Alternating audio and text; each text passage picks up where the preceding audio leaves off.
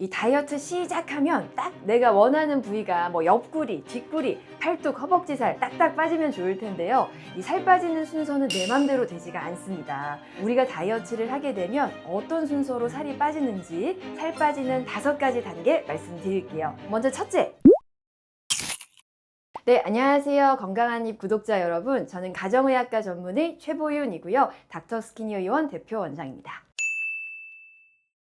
네, 흔히 키에서 이제 110을 빼야 본인의 적정 몸무게다라는 말이 많은데요.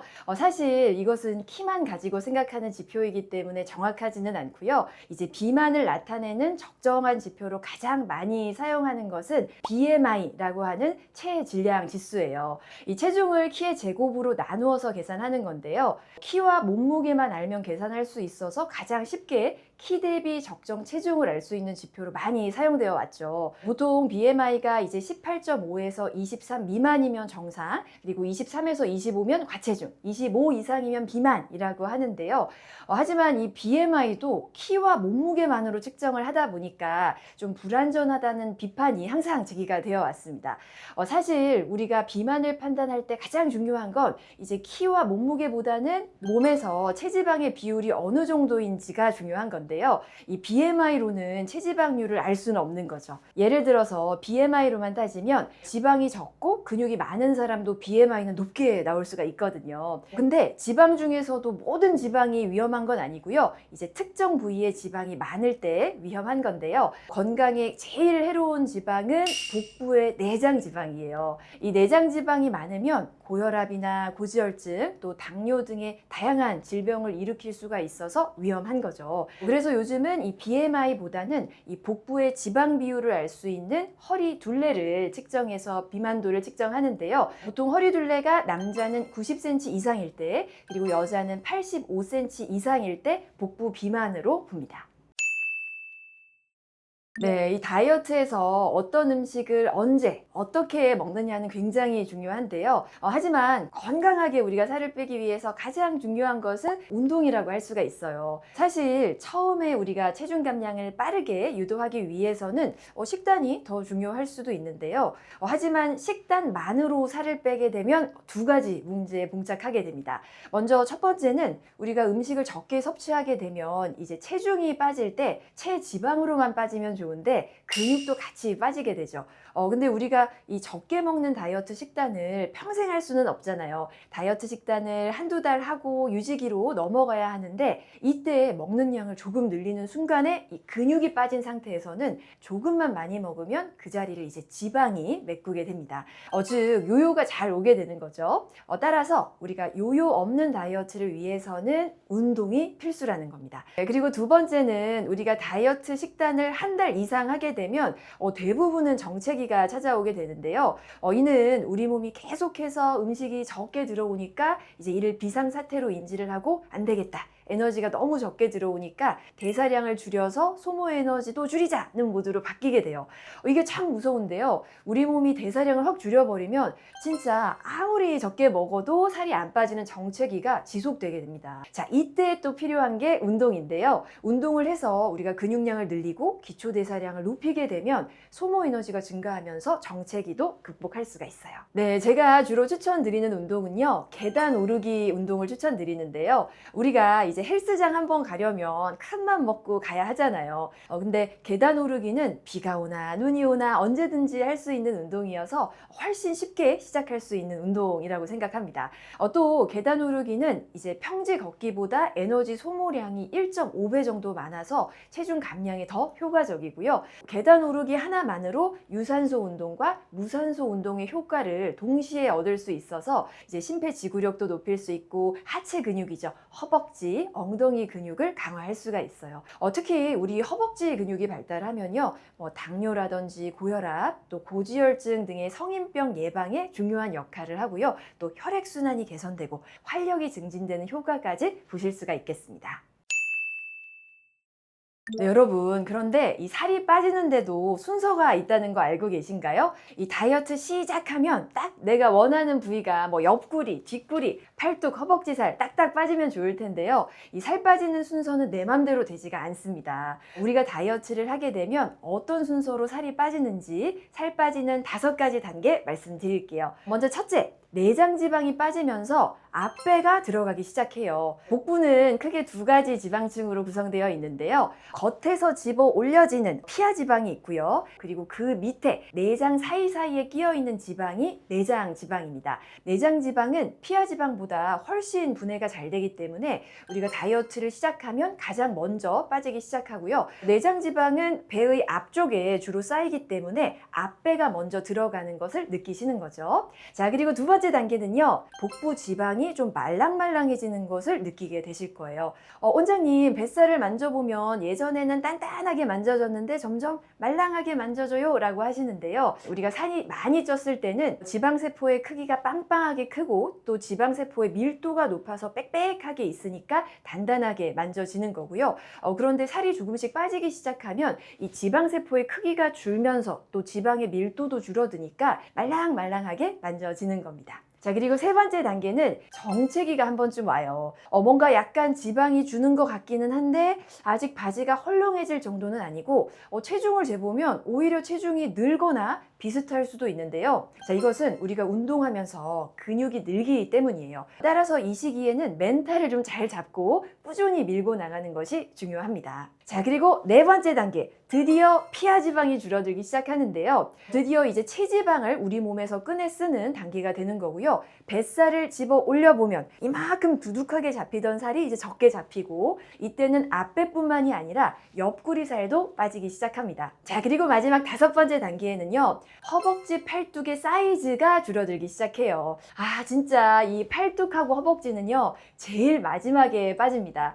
근데 팔뚝, 허벅지 둘레가 줄어들 뿐이 아니고 울퉁불퉁했던 그 셀룰라이트도 줄어들면서 피부결이 좀 좋아지는 느낌을 받으시게 되세요. 왜냐하면 이 셀룰라이트라고 하는 것이 지방의 세포가 막 커지면서 피부를 밀어 올려서 이제 울퉁불퉁한 건데요. 우리가 다이어트를 해서 지방세포의 크기가 줄어들면 울퉁불퉁 밀어 올렸던 셀룰라이트가 이제 줄면서 좀 피부가 매끈해지시는 거죠. 이 살이 빠지는 단계가 참 쉽지 않죠. 우리가 원하는 만큼 살을 빼려면 이렇게 많은 단계를 거쳐야 하고 또 중간에 정체기도 있어서 잘 극복을 해야 하는데요. 그래도 살이 이런 순서로 빠지는구나를 알면 중간에 포기하지 않고 좀 더 멘탈 잡고 꾸준히 다이어트 하실 수 있을 것 같습니다. 다이어트에 있어서 가장 중요한 건 역시 식단인데요. 제가 수많은 비만 환자들의 식단을 관리해 드리면서 추천하는 식사법이 있는데 바로 한 그릇 다이어트입니다. 이 한 그릇 다이어트는 그릇 하나에다가 내가 먹을 만큼만 음식을 덜어놓고 먹는 방법을 말하는데요. 왜 우리가 반찬통 다 꺼내놓고 먹으면 조금만 먹어야지 하다가도 생각 없이 많이 먹게 되잖아요. 그런데 밥 먹기 전에 한 접시에 덜어놓고 먹게 되면 오늘은 이만큼만 먹는 거다 라는 나와의 약속이 되니까 더 먹지 않을 수가 있고요. 또 한 그릇에 모아 놓으면 뭔가 좀 푸짐해 보이기 때문에 좀 적게 먹었다라는 느낌이 안 들고 골고루 든든하게 잘 먹었다라는 생각이 드실 수가 있습니다. 자, 실제로 한 그릇 다이어트로 10kg을 빼셨던 고객분의 사진인데요. 자, 보기에는 푸짐해 보이지만 칼로리는 높지 않습니다. 보시면 밥 3분의 1공기 100칼로리, 닭가슴살 100g에 100칼로리, 버섯 10칼로리, 두부 4조각 50칼로리, 호박나물 30칼로리, 시금치 30칼로리, 양배추 5장에 30칼로리로 총 350칼로리 정도로 이렇게 든든하게 먹는데도 칼로리는 적게 나가는 거죠. 자, 그리고 또 사진 보시면 저녁은 되도록 탄수화물을 빼고 단백질 위주로 드셔주셨는데요. 단백질 식품을 아주 맛있게 조리해서 드셔주셨어요. 닭가슴살을 이제 그냥 먹기에는 좀 퍽퍽하다 보니까 토마토 소스에 마늘, 양파 넣고 맛있는 볶음으로 드셔주셨죠. 다음 한 그릇 보시면 비슷한데 묵과 방울토마토가 추가되어 있습니다. 자, 여기서 다이어트 팁 하나 알려드리면 여러분 다이어트 식품으로 정말 양 신경 안 쓰고 드실 수 있는 게 바로 방울토마토입니다. 방울토마토 하나에 3칼로리밖에 안 하기 때문에 우리가 뭐 10개 먹어도 30칼로리밖에 안 하거든요. 그래서 중간중간에 다이어트 간식으로 활용하셔도 좋아요. 저희 병원에는 이렇게 한 그릇 다이어트로 다이어트에 성공하신 분이 많은데요. 이렇게 한 그릇 푸짐하게 드시고 계시면 옆에 지나가던 남편분이 아니 지금 다이어트 하는 게 맞냐며 그렇게 푸짐하게 먹는데 살이 빠지겠냐 하셨다고 합니다. 그런데 10kg 잘 빼셨어요. 보기에는 푸짐해 보이지만 칼로리는 낮고 또 영양적으로 굉장히 밸런스 있게 섭취가 가능하셔서 여러분도 다이어트 하실 때 한 그릇 다이어트 방법 활용해 보시면 좋을 것 같습니다. 네, 많은 분들이 이 채소와 과일을 묶어서 생각하는 경우가 많으신 것 같아요. 채소와 과일 모두 뭐 비타민이나 무기질, 또 섬유소 등의 몸에 좋은 영양소가 들어있기 때문에 뭐 채소, 과일은 다 좋은 거다라고 생각하시고 밥 먹고 간식으로 부담 없이 마구 드시는 거죠.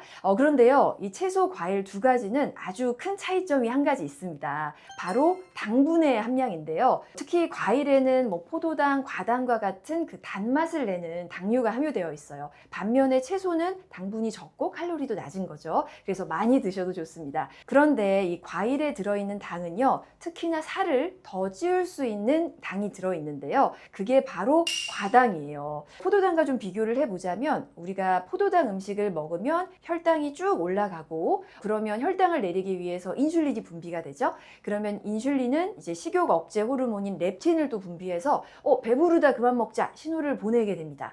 그런데 과당은 좀 달라요. 우리가 과당 음식을 먹으면 인슐린이 과다 분비가 되지가 않아요. 그러다 보니까 식욕 억제 호르몬인 렙틴도 잘 분비되지 않고 먹었는데도 포만감이 안 드니까 계속해서 먹게 되는 겁니다. 그뿐이 아니고요. 과당은 또 에너지원으로 잘 쓰이지가 않아요. 간에서 대사가 되면서 이제 중성지방이나 LDL 콜레스테롤로 변해서 우리 몸에서 뭐 지방간이나 고지혈증 등을 유발하는 경향이 있습니다. 따라서 우리가 다이어트 하실 때에는 과일을 너무 많이 드시면 안 되겠고요. 드시더라도 살이 안 찌는 과일로 드시는 게 좋은데요. 자, 그러면 다이어트 할 때 먹어도 되는 살 안 찌는 과일 고르는 방법 3가지에 대해서 또 말씀드릴까 합니다. 자, 먼저 살 안 찌는 과일 고르는 방법 첫 번째는요. 딱딱한 과일 고르기예요. 이제 복숭아나 망고, 포도처럼 좀 물렁한 과일은 물이 많고 또 과육이 별로 없습니다. 즉 섬유질이 촘촘하지가 않기 때문에 과일 속 당분이 우리 몸에 들어왔을 때 빨리 흡수가 돼서 혈당을 급격히 올리기가 쉬워요. 반면에 뭐 사과나 배, 참외처럼 섬유질이 촘촘한 딱딱한 과일을 드시게 되면 이 섬유질이 당 성분의 흡수 속도를 늦춰주기 때문에 포만감도 더 오래가고 다이어트에 더 유리할 수가 있습니다. 두 번째는요, 단맛이 적은 과일 고르기예요. 이 과일은 단맛이 강한 만큼 당분 함량이 높거든요. 즉 칼로리가 높기 때문에 많이 먹으면 살이 찔 수밖에 없는 거죠. 자, 그럼 단맛이 강한 과일에는 뭐가 있을까요? 보통 열대 과일들이 그런데요. 망고나 멜론을 먹으면 정말 설탕 뿌렸나 생각이 들 정도로 단맛이 강한 과일들 있죠. 이런 과일들은 다이어트 시에는 피하시는 것이 좋겠습니다. 마지막 3번째는요. 단맛보다는 신맛이 나는 과일 고르기인데요. 신맛이 나는 과일로는 대표적으로 이제 자몽, 키위, 자두 등이 있는데요.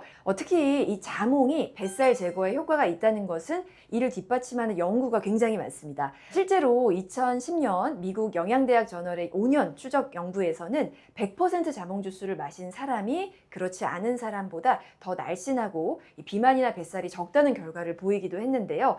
이것은 자몽이 단맛이 적어서 과당 함유량이 적다 보니까 칼로리도 뭐 낮을 뿐만 아니라 또 이뇨작용을 도와서 붓기를 배출해주는 효과도 있고요. 또 인슐린 농도를 낮춰서 지방 축적을 막을 수 있기 때문이었다고 합니다. 네, 오늘 이 다이어트 할 때 하면 좋은 운동과 또 이제 드시면 좋을 식단에 대해 말씀을 드렸는데요. 여러분 초반에 너무 살 안 빠진다고 조바심 내지 마시고요. 살이 빠지는데도 단계가 있으니까 꾸준히 하시다 보면 다이어트 성공하실 수 있겠습니다. 감사합니다.